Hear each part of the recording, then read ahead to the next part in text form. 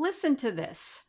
450 women paid for my Doodles Coaching Week, but only 209 showed up. And that gap has nothing to do with time. I need to tell you something a little embarrassing. I'm in a mastermind. It's called Connect, and it meets monthly on Zoom, but twice a year, the whole group gets together in person. And a few weeks ago, we were meeting outside of Boulder, Colorado. And that's quite close to where I live because I'm in California. But I didn't go. What were my reasons for not showing up? The mastermind focuses on recurring revenue through memberships. And I have a membership that I really haven't been paying very much attention to, and so it's not doing great right now. I have really good intentions for how to improve it and how to serve my members better. But the thought of sitting in a room with people who've all figured it out and they're all ahead of me, I decided I'd just rather not. And here's the part that stings, because that's exactly why I should go. And they haven't all figured it out. And it's the best environment for all of us to brainstorm together, come up with new ideas, and move forward to make progress in our memberships. I registered for it. I paid for it. I belong to this group.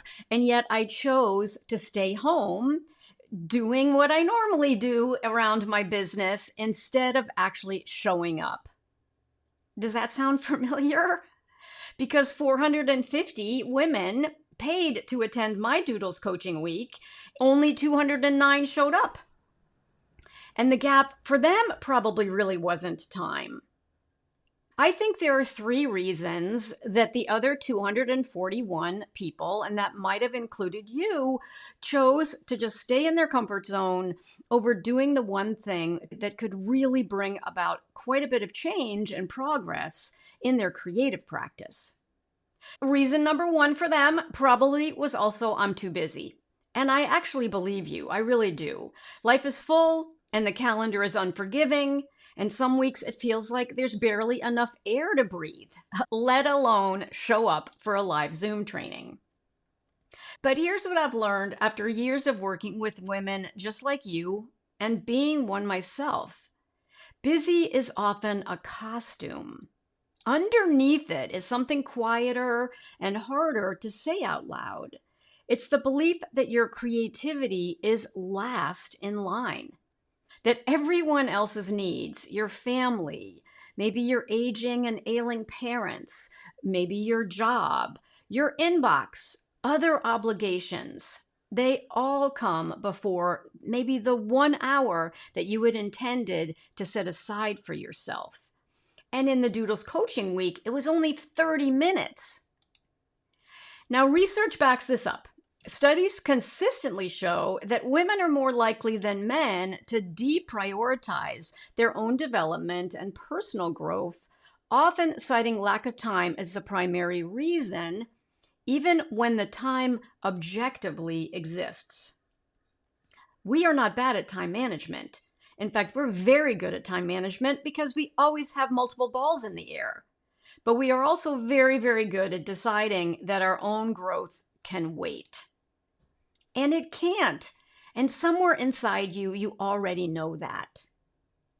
When 100 women posted their very first repeating pattern in our Facebook group during the Doodles Coaching Week, women who showed up, followed the steps, and did the work, they weren't women who had more time than you. They were women who decided that this 30 minutes belonged to them. That's it. That's the whole difference. Now, reason number 2. We were taught that our creativity wasn't worth prioritizing. And this one goes deeper, and it might be the most important reason on this list. Most of the women in my creative community grew up being told, directly or indirectly, that art was a nice hobby, but not a real pursuit. That creativity was fine as long as it didn't get in the way of the serious business of life. That wanting to make things was sweet, but perhaps a bit impractical. Those messages don't disappear just because we're adults now. They live in the back of our minds and show up in the quietest ways, like not opening an email about a training that you already paid for, like telling ourselves we'll get to it later, like registering for something that genuinely excites us and then not going.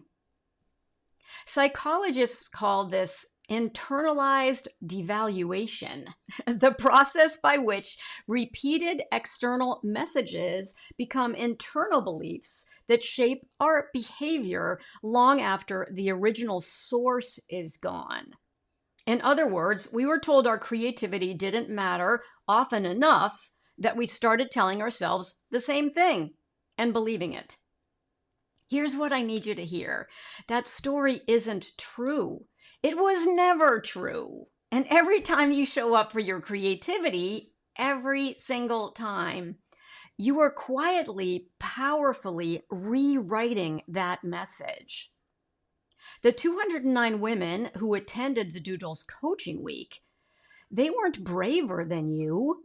They were just a little further along in deciding that that old story was a lie. Now, reason number 3 might seem a little counterintuitive, but we're afraid of what showing up might reveal. This is the one that nobody really wants to talk about, so I want to talk about it. Sometimes we don't show up because we're afraid of what we'll find when we do. What if I go and I'm behind everyone else? What if I try and I struggle? What if I show up and the technology defeats me and I feel foolish and small? Staying home keeps those questions safely unanswered. And safety, even uncomfortable safety, is easier than risk. But here's what I've seen over and over again in my creative community. The women who are the most afraid to show up are almost always the one who are the most transformed when they do. The fear isn't a signal to stay away. It's a signal that something important is waiting for you on the other side. Research on creative self-sabotage confirms this pattern. Studies on fear of failure in creative women show that avoidance behaviors, skipping sessions, not completing work, staying in the planning phase indefinitely, are the most common when the stakes feel personally meaningful. In other words, we avoid the things that matter most to us, not because we don't care, because we care so much that it's scary. If you paid for the Doodles Coaching Week and you didn't show up, this might be why. And I just wanted to let you know that I am not sharing any of this to make you feel guilty. I promise. I do it too. I'm sharing it because I sat in that same chair last week and I chose comfort over growth. But I also know that patterns can definitely be broken, and I want to give you a concrete next step. Your Doodles design is probably sitting on your hard drive if you actually completed the steps. It might still be in your head or waiting to be made if you were not able to attend. Either way, there's a moment that changes everything for pattern designers, and it happens the very first time you hold real fabric printed with your design on it, and you hold it in your very own hands. So that's exactly what my new mini course, Your First Fabric, is designed to give you.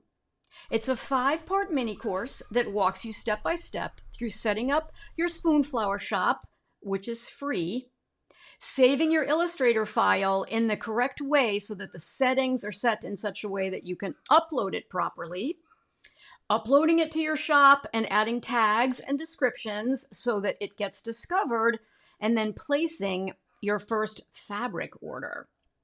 When you receive it, you cannot even begin to imagine how you're going to feel. You're going to have a sense of pride, a sense of accomplishment, and an incredible sense of empowerment. So I've packaged this new mini course together with the Doodles replays So it's a bundle. You get the Doodles replays so that you can watch them again if you missed some of them, or watch them for the very first time if you didn't participate at all. And in addition, you get the mini course, My First Fabric. The investment is only $197.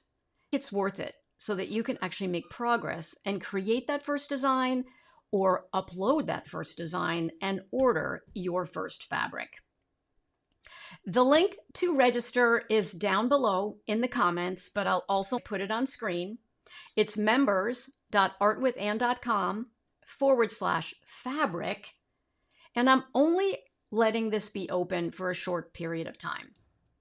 So register for this bundle. Get the Doodles replays and your first fabric mini course. You can go to members.artwithann.com/fabric for all of the details. This is your chance to do the thing you didn't do. You're going to show up, but you can do it on your own time. You can close the gap between the woman who signed up and the woman who now follows through. And doing the work unlocks everything. 100 patterns were posted in our pop-up Facebook group. And the only variable, literally the only one, is whether you decide to show up for yourself. And I really hope that you do, because here's what I want you to sit with. The 3 reasons we don't show up: busyness, those old wounds about our worth, and fear of what we might find. They are not character flaws. They're patterns, and patterns can be broken one small step and one small decision at a time. And every woman who posted a pattern in the Facebook group broke her old pattern, and I know that you can break yours too. Imagine opening your front door in a couple of weeks to a package. Inside it is a small square of fabric covered in a design that came from your hand, your imagination. It's tangible, it's real, it's yours. And that's what this bundle makes possible. And you don't have to just order a piece of fabric. You'll see inside the Spoonflower shop that you can order a table runner, or you can order napkins. I actually demonstrate the napkins that I'm going to be using for the 4th of July. So take the next step and register for this special bundle, the Doodles replays, and the Your First Fabric mini course by going to members.artwithann.com/fabric. Thank you so much for being here. If you're watching me on YouTube, please hit the subscribe button so that you will be notified when I have my next video. And if you're listening to the podcast, thank you for listening. And I would love for you to share it with a friend so that more people can discover it. And remember, it's never too late to create. That's it for today, and I'll see you again next week.